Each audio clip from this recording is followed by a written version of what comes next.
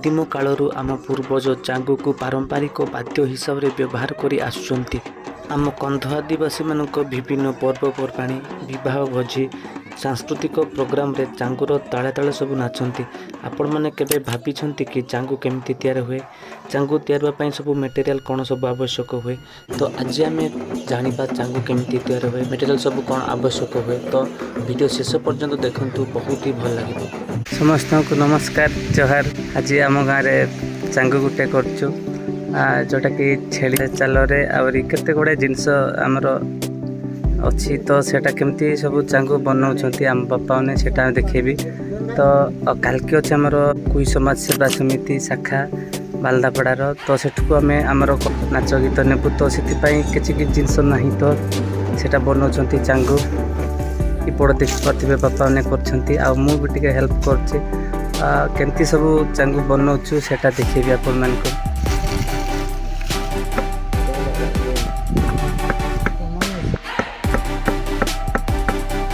देखी पारे भाई सेटा गुलगुल होगी सेटा हूँ चांगू। आउ सेटा कौन कर बापा मैंने सेटा भी कहबी। आउ से चमड़ा को नहीं कि माने अदा रखिले ही आमर चांगूटा साइज हम। आउ चारिपटे टाणवाई भी सुविधा हम। से चमड़ाटा चारिपटे टाणी देले ही ठीक से बाजिब ना, नहले तो ठीक हेनी। तो देखु केमती पानी द्वारा सब ओदा कर बापा। यहाँ कौ चमड़ा या सेटा भी आपण मानक कहबी।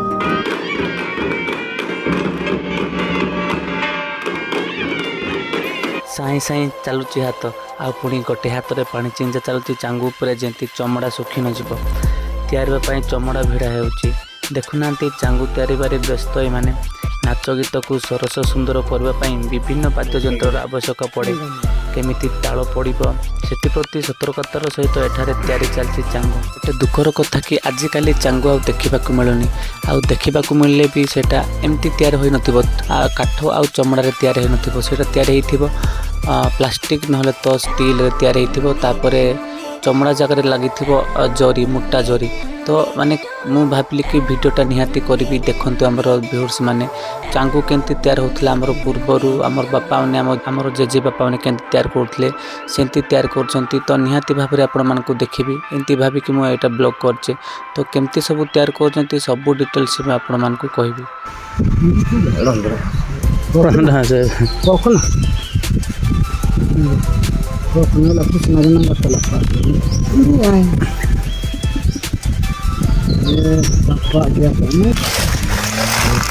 बापा ने सब गोल करके सब बांधी आमर रस्सी को। तो रस्सी कौन पे बांधि सेटा भी कहबी। जमी खोल आमर किरण द्वारा टाणती खोल को एटा तो सेमती किरण टाणी हेनी। तो एटा चमड़ा को चारिपटे माने टाइट कर टाणवाई सब रस्सी व्यवहार हुए। तो एटा बांधला चारिपटे सब पिटी देवे। बांधिकी पिटी देले कौन हम कि चारिपटे सब टाणी होकर आसो कौटे लूज हो रही। जदि लूज हो जोटे तो चांगू ठीक से बाजबनी।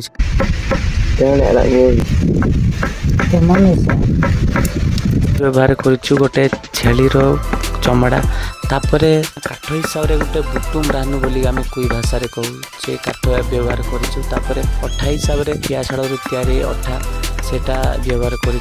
तो चमड़ा केमती प्रस्तुत करा जाए सेटा भी कहबी। गोटे बुढ़ा छेली काटिकी सब मांस खाइबे तापर चमड़ा को सुखेबे। भाई चमड़ा खाइबे नहीं, चमड़ा सुखेकी रखिथे केदिन 10 ରୁ 15 दिन कौन सुखेबे। सुखेला आणवे तापर चांगूरे सीधा व्यवहार करेनि। पूरा सुखी जाइथिबो तो ता गरम पानी रे सब बुतरेबे टिके सिझेबे चांगू तेल आर भल हम बोली कहबे। तो आमे तो सेमती पानी तो गरम करनु अदा पानी रे सब आमे व्यवहार करछु। तो भाई एटा होची शियाली रसी और ए बंदा है देखंत एंती लूज न हबो सेति पय सब बापा ने एंती करछंती। देखंत एटा पिट देले कि ना एटा सब टाणी हे के आइबो। तो एटा देख लूज हे कि अछि लूज हेले कि भल हेनी। ए सब पिट देले कि ना सब टाणी हे के आइबो। और अठा गुटे अछि एठे पियाशाल अठा ए देखेबी इथे आनी थिले। एटा होची पियाशाल अठा ए दिया है। तापर काठ गुटे कराई सेटा आम कोई भाषा रे बुटू राहनु कहबे। तो उड़िया रे कौन कहबे तो मु तो जाननी। मु गछ देखदेवी आपण मान को केमती टाइप रो बोलिके साई साई जाते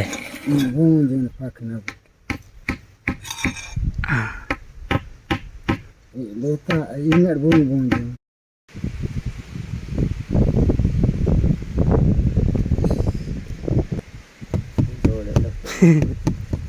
बस ये देखा जाए ठीक ना रे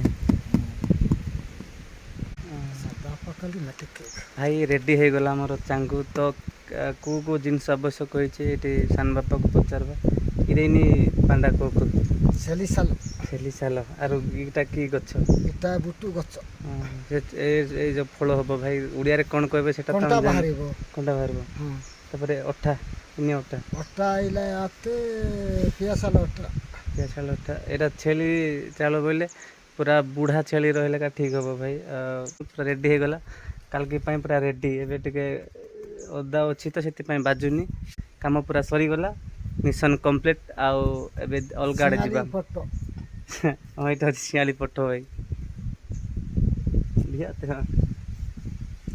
आउ एबे हमर अलंकार सब बनौचती से पटे जीवा हमर दायित्व थिला एटा बनेबा पाई दायित्व सरला जेंती एबे जीवु ओ अलंकार जो मुंडे लगेबे से जाको बनौचती से पटे भाई माने सेट जीवा टोपेरी आ गुटे जिंस देखाइबार थिला भाई एटा देखंतु एटा गुटे बनै छंती नै नरिला कंद्र एटा कंद्र भाई केंती साइज रे बनै छंती देखंतु एटा गधी चालर तैयार हेइचे एटा हमर छेली चालर तैयार हेइचे एटा गधी चालर देखंतु बढ़िया कारीगर को तो मानबा पड़िबो बढ़िया बनै छंती बजेले मिसा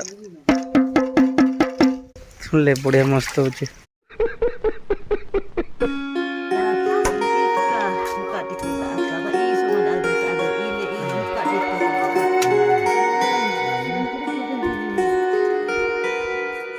नेर का दिवा दी है